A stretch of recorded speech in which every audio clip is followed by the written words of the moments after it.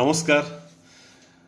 আজ আমরা এমন একটা বিষয় নিয়ে কথা বলবো যা আপনার বা আমার ড্রয়িং রুমের আলোচনার বাইরে থেকে যাচ্ছে, কিন্তু আমাদের সন্তানদের ভবিষ্যৎ নিঃশব্দে বদলে যাচ্ছে।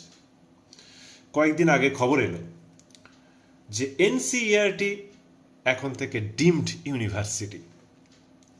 সরকার বলছে ডিগ্রির দিন শেষ, এখন দক্ষতার যুগ। কিন্তু এই যে এতদিনকার ডিগ্রি, এই যে এতদিনকার এনসিইআরটি, এই যে এতদিনকার আমাদের শিক্ষা ব্যবস্থা, সেখান থেকেই গুগল, মেটা, মাইক্রোসফট গোটা পৃথিবী শাসন করছে ভারতীয় মেধারা। সেই শিক্ষা ব্যবস্থা থেকেই কিন্তু এই ভারতীয় মেধারা বেরিয়েছে। সুন্দর পিচাই থেকে সত্য নাদেলা সবই কিন্তু সেই পুরনো ব্যবস্থার ফসল। তাহলে হঠাৎ কেন এই আমূল বদল? কেন বলা হচ্ছে যে ডিগ্রি ইজ ডেড?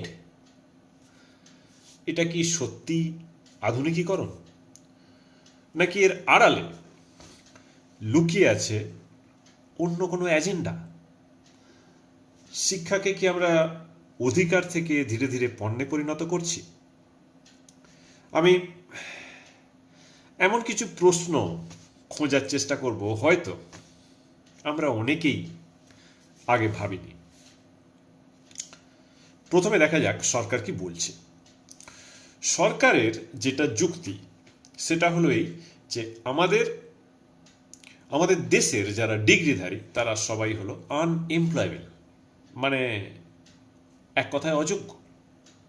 সরকার চায় ডিগ্রিকে বাজারের সঙ্গে জুড়তে। এরই মাধ্যমে তৈরি হচ্ছে ন্যাশনাল ক্রেডিট ফ্রেমওয়ার্ক বা এনসিআরএফ। এর মাধ্যমে স্কুল কলেজ যে পড়াশোনা, তার বাইরেও আপনার যে কাজের অভিজ্ঞতা সেটাকে ডিগ্রিতে রূপান্তরিত করা হবে। এটা শুনে তো ভালো লাগারই কথা, আমার বা আপনার শুনে ভালোই লাগলো। একজন মিস্ত্রি বা কার্পেন্টার যদি তার কাজের জন্য ক্রেডিট পায় তাহলে সেটা তো ভালো, কিন্তু গভীরে গিয়ে দেখুন, যখন একজন ছাত্রকে ক্লাস 6 থেকেই ভোকেশনাল ট্রেনিং বা বৃত্তিমূলক শিক্ষায় ঠেলে দেয়া হবে, তখন কি আমরা অজান্তেই তার উচ্চশিক্ষার যে স্বপ্ন সেটাকে মেরে ফেলছি না? তাতে কি আমরা সস্তা শ্রমিক তৈরির যে কারখানা, তার যে সুযোগ, সেই কারখানার শ্রমিক আমরা তৈরি করছি না? এখন সরকার কি বলছে? সরকার বলছে এটা চয়েস, কিন্তু কোনো অভাবী ঘরের সন্তানের কাছে এটা কি সত্যিই চয়েস হবে? মানে তার কাছে চয়েস হবে নাকি এটা তার বাধ্যবাধকতা হবে? এখানে খেয়াল করার কথা যে যারা এই নীতি নির্ধারক তারা কিন্তু সবাই উচ্চশিক্ষিত। এখন তারা কি তাদের ছেলে মেয়েদের এর মধ্যে আদৌ দেবেন, না তার বাইরের কোনো উন্নত শিক্ষা ব্যবস্থায় তাদের নিজেদের ছেলে মেয়েদের মানুষ করবেন? এখন এটাকে যদি আমরা আরো গভীরভাবে বুঝতে চাই, শুধু আমাদের দেশ নয়, আমাদের তাকানো উচিত একটু বিদেশের দিকেও। মানে যদি আমরা দেখি যে ইউরোপ বা আমেরিকায় কীরকম সিস্টেম, তাহলে আমরা বুঝতে পারবো যে আমাদের যে শিক্ষা ব্যবস্থার দিকে ঠেলা হচ্ছে এটা কতটা কার্যকরী বা প্রাসঙ্গিক। সব থেকে উন্নত শিক্ষা ব্যবস্থা ইউরোপের যে দেশ আমরা সবাই জানি, যে ফিনল্যান্ড, ডেনমার্ক, সুইডেন, এতই শিক্ষা ব্যবস্থা উন্নত সেখানে জেলখানার প্রয়োজন হয় না। তা যাই হোক, এই সকল দেশ কি ডিগ্রিকে বিসর্জন দিচ্ছে আমাদের মতন? এখন এই যে দেশগুলো বললাম, নরওয়ে, ডেনমার্ক, সুইডেন, এই দেশগুলোকে বলা হয় নর্ডিক দেশ। এখানে শিক্ষা কিন্তু পুরোপুরি রাষ্ট্রের দায়িত্ব। এখানে শিক্ষা কোনো রকম ব্যবসা নয়, বা এই শিক্ষা নিয়ে কোনো রকম ব্যবসা করা যায় না। ফিনল্যান্ডে একজন প্রাইমারি টিচার, ইউনিভার্সিটি নয়, প্রাইমারি টিচার হতে গেলে তাকে মাস্টার্স ডিগ্রি হতে হবে, এবং তার যে সম্মান এবং তার যে বেতন সেটা হচ্ছে সমাজের সর্বোচ্চ। সেখানে ছাত্রদের স্কিল, যেটা বলা হচ্ছে না, স্কিলফুল করে তোলো ছোটবেলা থেকেই, তা ছাত্রদের স্কিল শেখানোর আগে তাদের যেটা শেখানো হয় সেটা হচ্ছে কিউরিওসিটি বা কৌতূহল। এই কৌতূহল বা কিউরিওসিটি কিন্তু তৈরি করে একজন সুদক্ষ মানুষকে বা চিন্তাশীল মানুষকে। অথচ আমাদের এখানে কি হচ্ছে, আমরা নর্ডিক মডেলের নাম নিচ্ছি, বলছি ওই সকল দেশ থেকে আমরা শিখবো, অনেক কিছু সরকার বলে, কিন্তু যে কাজটা আমরা করছি সেটা হচ্ছে পুরো তার উল্টো।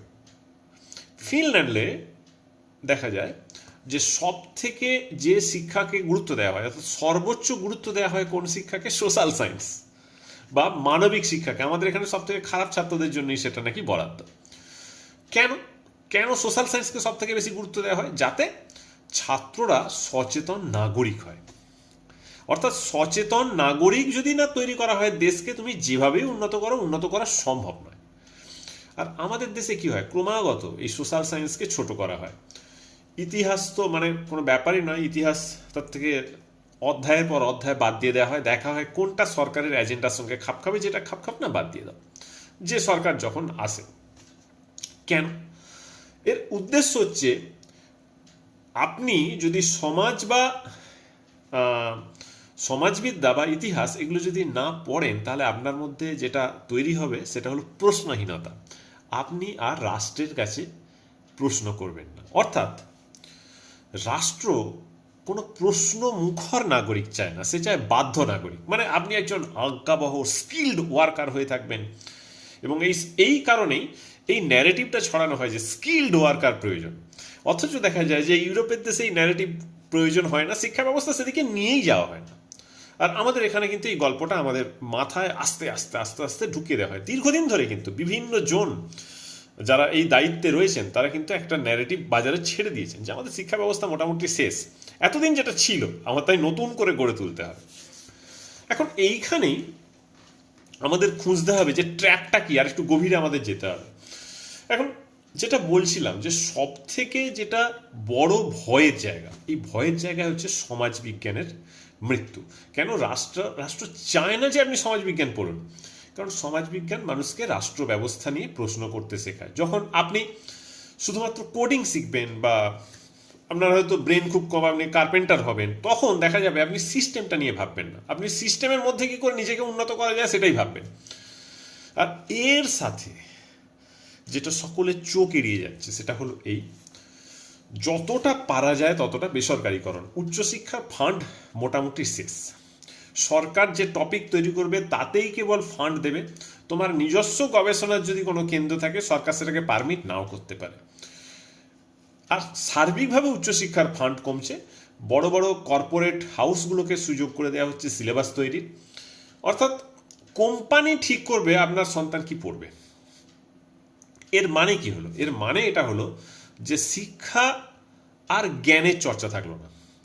শিক্ষা তাহলে কি হলো? কর্পোরেটের জন্য সস্তায় লেবার সাপ্লাই করার একটা চেন। তাহলে আমরা কি চাই? যে আমরা চাইবো যে আমাদের সন্তানরা কেবল একটা বড় মেশিনের নাটবল্টু হয়ে থাক, নাকি তারা এমন মানুষ হোক যারা এই যে জগৎ সেটাকে পাল্টানোর স্বপ্ন দেখবে? সেটা হতে গেলে কিন্তু উচ্চশিক্ষার প্রয়োজন। আর যারা এই নীতিগুলো তৈরি করছেন তারা কিন্তু উচ্চশিক্ষিত, এখানে খেয়াল করার বিষয়। এখন শিক্ষা তো আমাদের যদি মানবিক দিক, চেতনার দিক চেঞ্জ না করে, আমরা যদি শিক্ষার সূত্র ধরে সমাজটার উন্নতির ভূমিকা পালন না করি, তখন সেই শিক্ষাটা কি হয়ে যায়? শিক্ষাটা তখন এক ধরনের নেতিবাচক প্রভাব ফেলে আমাদের সমাজে। এখন যাই হোক, স্কিল বা দক্ষতা তো অবশ্যই দরকার, বাদ দেওয়া তো যায় না, কিন্তু সেই দক্ষতা মানুষের চিন্তা করার ক্ষমতাকে যেন গিলে না ফেলে। আপনার সন্তানকে ডাক্তার বা ইঞ্জিনিয়ার হওয়ার আগে কিন্তু মানুষ করার দায়িত্বটা নিতে হবে, যাতে সে প্রশ্ন করতে জানে। এবং সে খুব বড় বা ডাক্তার ইঞ্জিনিয়ার, যদি বড় মাপের ডাক্তার ইঞ্জিনিয়ার হতে চায়, তাহলেও কিন্তু শুধু স্কিল নয়, তার সঙ্গে তার চিন্তাভাবনার জগৎটাকেও কিন্তু ডেভেলপ করতে হবে। তবে কিন্তু সে একটা বিপ্লবাত্মক কোনো কাজ, দেখা যাবে অনেক চিকিৎসাবিদ্যার ক্ষেত্রে বা ইঞ্জিনিয়ারিং এর ক্ষেত্রেও এমন বড় কিছু উদ্ভাবন করবে যেটা অনেক বড় প্রভাব ফেলবে সমাজের উপরে। এখন এই যে পরিবর্তনের ঢেউ, যদি একবার আমাদের ঘরে এসে লাগে তখন কিন্তু ফেরার আর কোনো পথ থাকবে না। ইউরোপের দেশগুলো যখন শিক্ষায় পাবলিক ফান্ডিং বাড়াচ্ছে এবং পাবলিক ফান্ডিং দিয়ে শিক্ষা ব্যবস্থাকে বাঁচিয়ে রেখেছে, তখন আমরা যখন এদেশে এত সাধারণ মানুষের কাছে শিক্ষার অভাব বা শিক্ষা পৌঁছচ্ছে না সঠিক মানের, তখন সেই শিক্ষাকে আমরা কেন কর্পোরেটের হাতে তুলে দেব? এই প্রশ্নটা আমাদের নিজেকে করতে হবে, আমাদের শিক্ষকদের কাছে করতে হবে। এই আলোচনাটা আপনাদের নিজেদের মধ্যে করতে হবে, আমাদের নিজেদের মধ্যে করতে হবে। কমেন্টে জানান আপনার কি মনে হয়, আমরা কি সত্যি এগোচ্ছি নাকি এক পা দু পা করে পিছিয়ে যাচ্ছি। আজকের মতো বিদায় নিচ্ছি, প্রশ্নগুলো আপনাদের কাছে রেখে গেলাম। নমস্কার।